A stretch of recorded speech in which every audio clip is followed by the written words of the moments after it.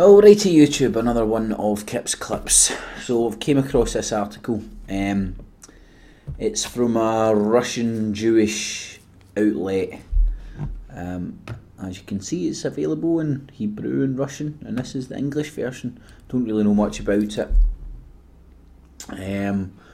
But it's talking about the EU now joining in with the rhetoric that was coming out with Kerry yesterday to put pressure on Netanyahu,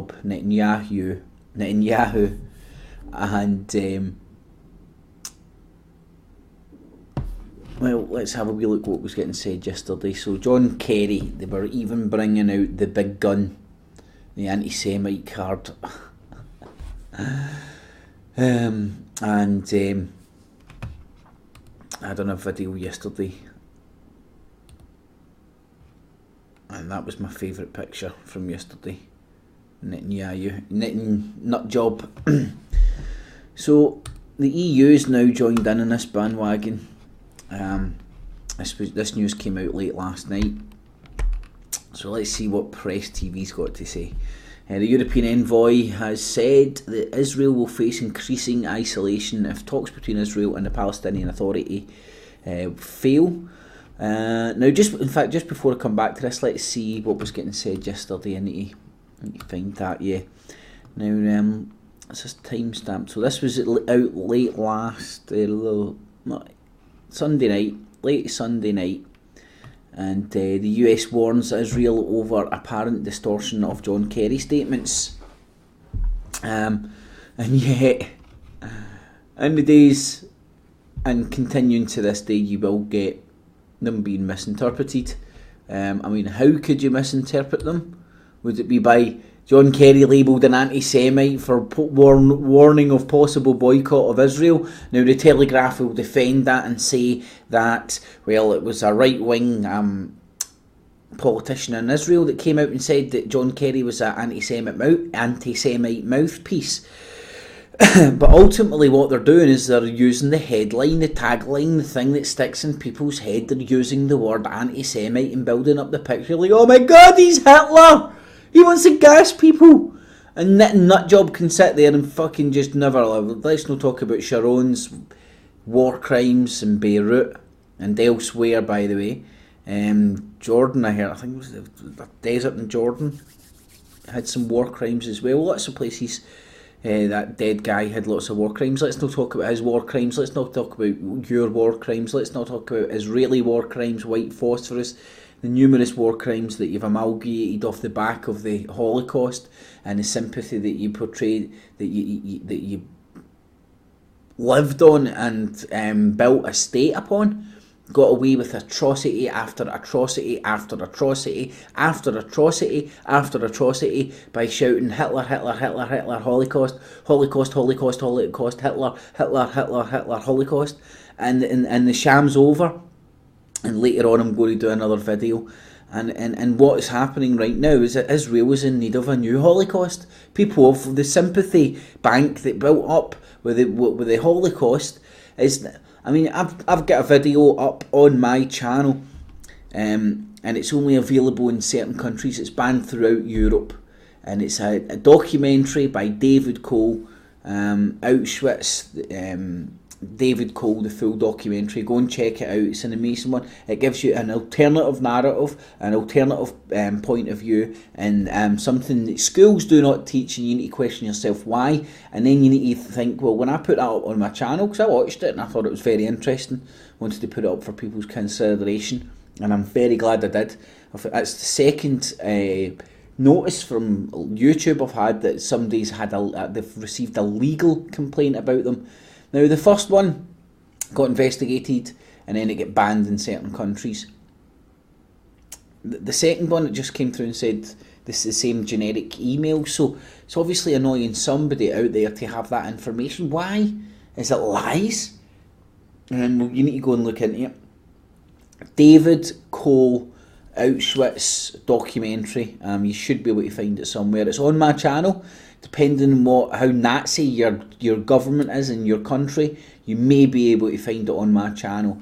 It's not available in France, Switzerland, Poland, Germany, Italy, Czech Republic, Austria, and a few other wee countries as well. I can't remember them all now. But anyway, back to this. So the EU is now jumping on the bandwagon and following up with Kerry's rhetoric. And it's about time. And I hope this is as genuine as it seems on the face of it.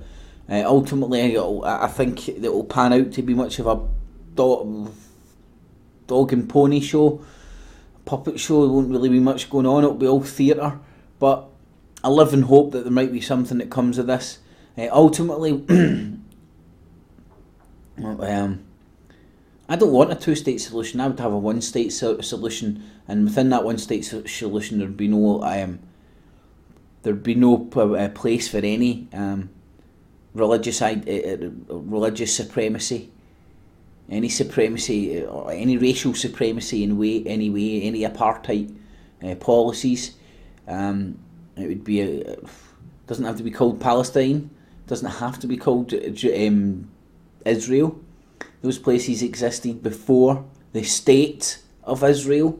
They can exist after the abolishment of the state of Israel. But that's just my personal point of view. But maybe they'll even get something better. Maybe they'll get the and even the Palestinian Authority. There's people out there that think they are. Anyway, let's see what happens. Live in hope. But there's if it is theatre, there is a rhyme and a reason for this rhetoric. So let's try and think about it. But let's hope that John Kerry and the EU, putting the pressure, can actually get something accomplished here. And what will they get accomplished? Will they get some concessions from the Israeli side? And then what will happen? They'll be given X, Y and Z. And then 2 years, 3 years, 4 years down the time, Israel will come back and take X, Y and Z back, and then the rest of the alphabet as well.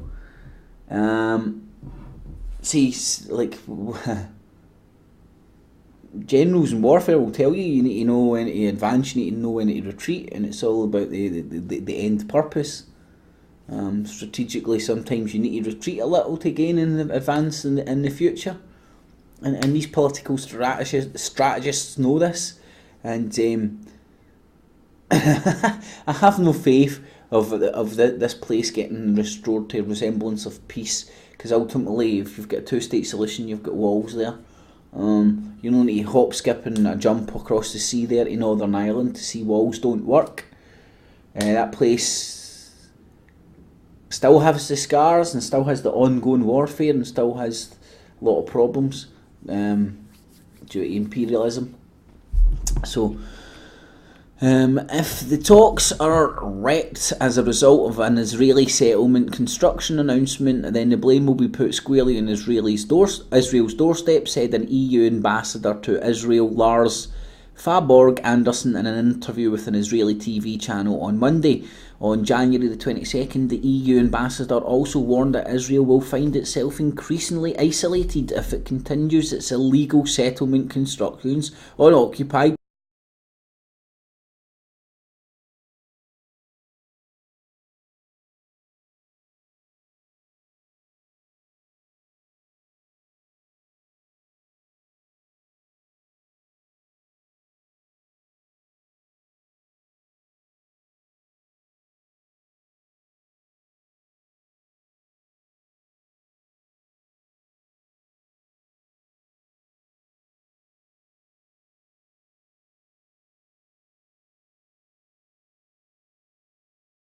referred to the boycott of Israel products by European countries, saying that Tel Aviv could face isolation not necessarily of any decisions taken at a government level, but because of decisions taken by a myriad of private economic actors, be it companies, be it pension funds, be it consumers who will be choosing other products on the supermarket shelves. Yeah, I think you're referring here, and I think I've even spoke about this when this first came up. Year and a half, 2 years ago, there was something, I didn't fully look into it, but I came across my path about the EU wanting to brand products out of Israel, made in Israel rather than in the EU. I wanted to know what you're buying, where you're buying it from, that's all it is. So they're talking about boycotts and stuff. It isn't a boycott. I think this will be down to labelling, right? Which will allow people to boycott the goods. That is the Judai mind trick of the whole thing of this, right? So help me out. Has anybody out there looked into this more than me? I'm going to go and check it out because I think this would be something worth looking into. Maybe that's the the real true story behind this, and if you cut between the bull crap.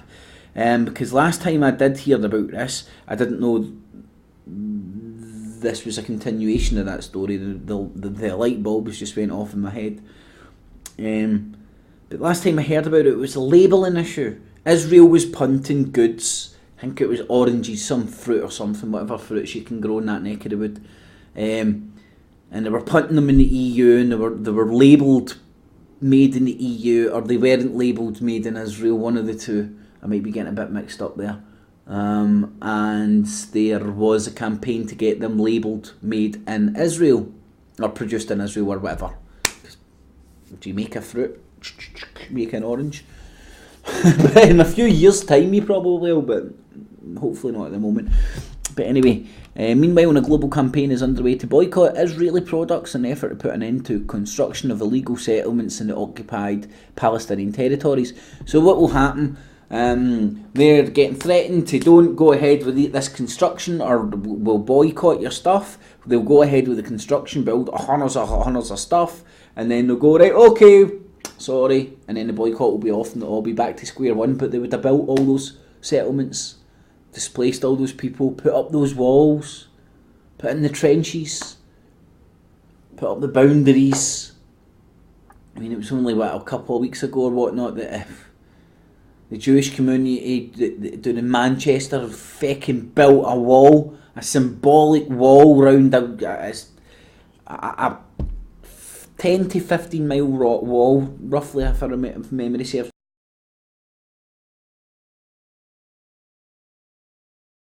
To me, that puts up boundaries, that puts up barriers, it puts up walls. Fucking literally puts up walls. But that's just me.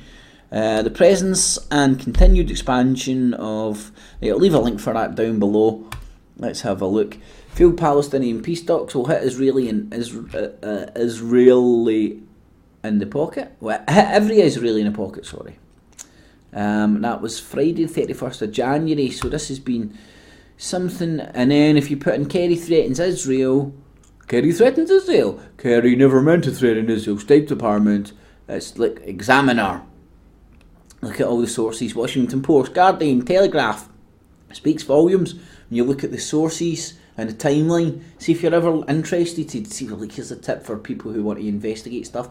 Stick in a few keywords into any news aggregate bloody search engine and look at the timeline of the stories coming out and where they come from. Source the source of the of the article. Seek the source of the article, and then you're less likely to speak bullcrap. And Anti Semite, the Telegraph, man, that is fucking low, man. How can they get away with that, right? See if there was like an anti-ADL, if that makes sense. In fact, that's a good idea. The anti-ADL. I can't even remember what other Jewish lobbies are called in this country, man. Can't I pick and remember so many of them. I'm going to run out of time now. I've still got time, so I'll finish off. But if there was any anti-AADLs out there, if anybody gets that, this is the kind of shit that they would fucking get pulled and have to get retracted and apologies for.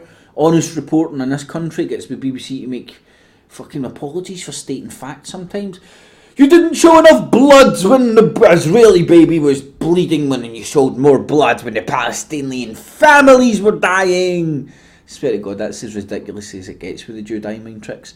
Leave a link for all this down below, you can go and check it out. Even that if he's one. We're knitting your job. And I'll leave a link for all these articles, you can go and check them out. But there we go, EU joining in the bandwagon, threatening Israel. EU, Israel will free. So EU now, the EU now threatening Israel as well, joining on the Kerry bandwagon.